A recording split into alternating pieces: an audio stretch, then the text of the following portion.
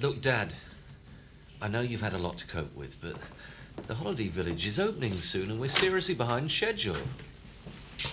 Detective Inspector Cook wants to interview some of the staff again. The staff have got work to be getting on with. Talk to whoever you want to. I want this sorted out as much as you do. Thank you, Mr. Tate. Oh, there's a minor matter you might be able to throw some light on. Mrs. Tate's car, the one we pulled out of the water, apparently it was in the garage a few weeks before, having a new windscreen fitted and some bodywork repairs. So? So the mechanic thought it looked like someone had smashed it up. Criminal damage.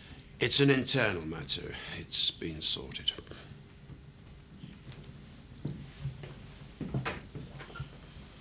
This situation's really intolerable. I mean, the police seem to be here all the time. They're questioning the staff, making insinuations. I mean, how are we supposed to get on with any work? They're just doing their job. I call it harassment. Can't you have a word with someone? Get them called off? No. And I wouldn't if I could.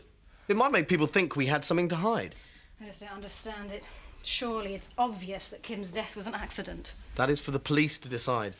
That inspector's talking to Seth now. It is quite clear what she's up to. She's trying to drag as much dirt up as she can. And I'm sure our loyal employees will only be too pleased to oblige.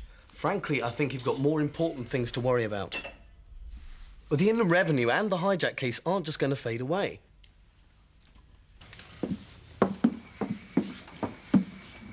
I'm not sure if your father has grasped the seriousness of the situation.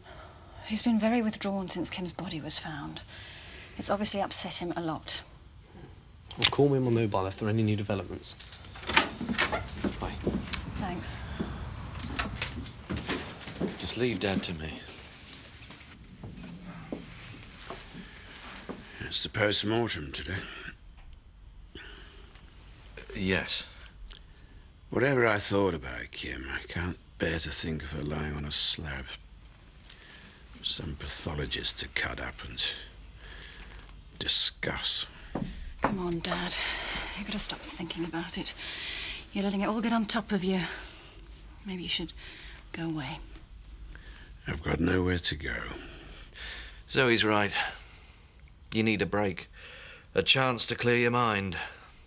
I think it'd help if I ran the business for a while. Sorry to intrude. What now? I need to ask Miss Tate a few more questions. Perhaps we could go somewhere private?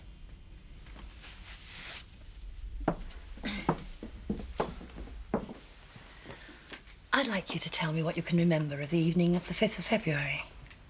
The last time Kim Tate was seen alive. I believe there was a board meeting of Home Farm Estates that night. Yes, that's right. Were all the directors present? Yes, and Thomas Molyneux, the company secretary. And what was the subject of this meeting? I don't see how that's relevant to Kim's death. Oh, with respect, Miss Tate, that's not for you to decide. We talked about the ongoing Inland Revenue investigation of the company. Talked or argued?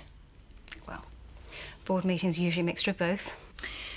Your father's made no secret of the fact that he thought his wife had given information to the Revenue. Did he accuse her of this at that meeting? Yes. And what was her response? She denied it. She said it could have been any one of us, that we'd all stab him in the back given the chance. And what happened then?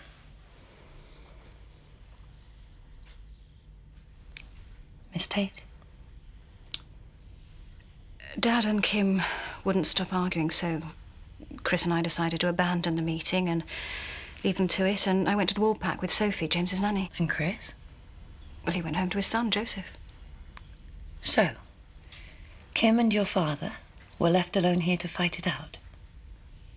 And that was the night she disappeared.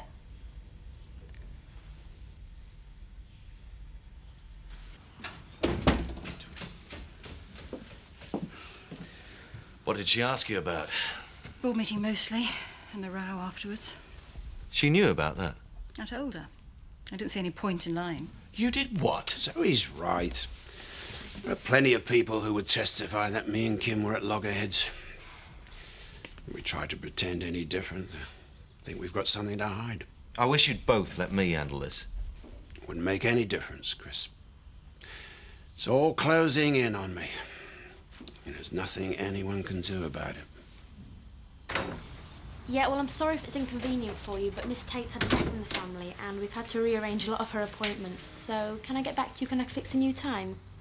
OK, then, bye. I'm glad you're back. It's been like that all day. Yes, I'm afraid I'm not stopping. I've just come to collect a few things. Well, can we start arranging some appointments for tomorrow? We've got a lot of catching up to do, Zoe. Maybe you should call Paddy and see if he'll cover for me again. I'm not sure when I'll be able to get back to work. Are you OK? Yes. Yes, it's Dad I'm worried about. I just feel I ought to be there to help him through it.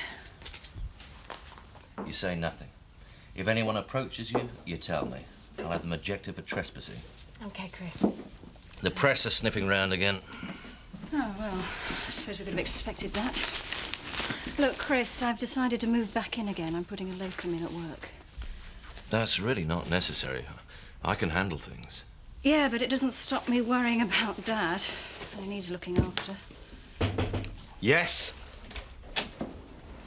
Oh, you're back. Well, perhaps you can tell your men to remove the press pack from our land. They've no right to be there. I'll mention it, sir. But I'm more interested in finding your father. Any idea where he is? He's taken James for a walk. It should be in the grounds somewhere. Thank you. Have you had the post-mortem results yet? Yes, Miss Tate.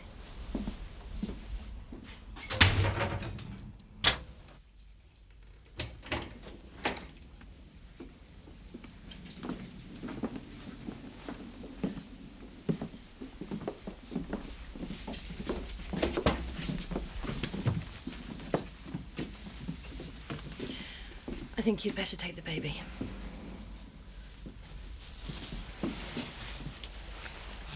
As I said, we've had the results of the post-mortem.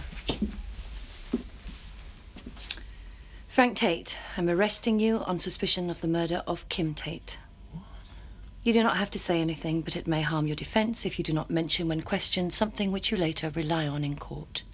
Anything you do say may be given in evidence.